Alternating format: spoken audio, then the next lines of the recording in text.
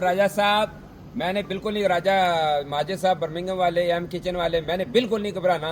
17 April کو یہ جو ہے نا مونگپھلیاں، یہ خرم بھٹ صاحب، یہ میرے لیے مونگپھلیاں 17 اپریل کو دمادم مسک کے اندر ہوگا، یا گلفام جیل کے اندر ہوگا، یا پھر ایون فیلڈ کے اندر ہوگا۔ بس ختم۔ دمادم مسک کے اندر ہوگا یا گلفام حسین 17 اپریل کو جیل کے اندر ہوگا، یا پھر ایون فیلڈ کے اندر ہوگا۔ یہ چھوٹے موٹے خرم بٹ ہو گئے ایسے ٹٹو مٹو، یہ جو میاں صاحب کے مالشی ہیں، یہ اندر ان کے گھر جا کے واشنگ مشین میں کپڑے دھوتے ہیں اور باہر آ کے افیشل بن جاتے ہیں کہ ہم جی سیکورٹی کا انچارج ہیں، ہم افیشل ہیں۔ کچھ بھی نہیں ہے یار، میں ان کو جانتا ہوں۔ یہ میرے لیے مونگپھلیاں ہیں، خرم بٹ مونگپھلیاں ہیں، یہ نواز شریف، یہ ذکریہ مکریہ، میں ان کو کچھ نہیں سمجھتا۔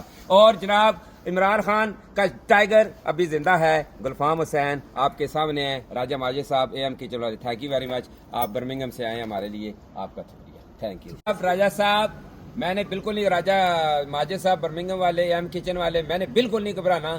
17 اپریل کو یہ جو ہے نا مونگپھلیاں، یہ خرم بھٹ صاحب، یہ میرے لیے مونگپھلیاں 17 اپریل کو دمادم مسک کے اندر ہوگا، یا گلفام جیل کے اندر ہوگا، یا پھر ایون فیلڈ کے اندر ہوگا۔ بس ختم۔ دمادم مسک کے اندر ہوگا یا گلفام حسین 17 اپریل کو جیل کے اندر ہوگا، یا پھر ایون فیلڈ کے اندر ہوگا۔ یہ چھوٹے موٹے خرم بٹ ہو گئے ایسے ٹٹو مٹو، یہ جو میاں صاحب کے مالشی ہیں، یہ اندر ان کے گھر جا کے واشنگ مشین میں کپڑے دھوتے ہیں اور باہر آ کے افیشل بن جاتے ہیں کہ ہم جی سیکورٹی کا انچارج ہیں، ہم افیشل ہیں۔ کچھ بھی نہیں ہے یار، میں ان کو جانتا ہوں۔ یہ میرے لیے مونگپھلیاں ہیں، خرم بٹ مونگپھلیاں ہیں، یہ نواز شریف، یہ ذکریہ مکریہ، میں ان کو کچھ نہیں سمجھتا۔ اور جناب عمران خان کا ٹائیگر ابھی زندہ ہے، گلفام حسین آپ کے سامنے ہے، راجہ ماجد صاحب اے ایم کی چلو، تھینک یو ویری مچ، آپ برمنگم سے آئے ہمارے لیے، آپ کا شکریہ، تھینک یو۔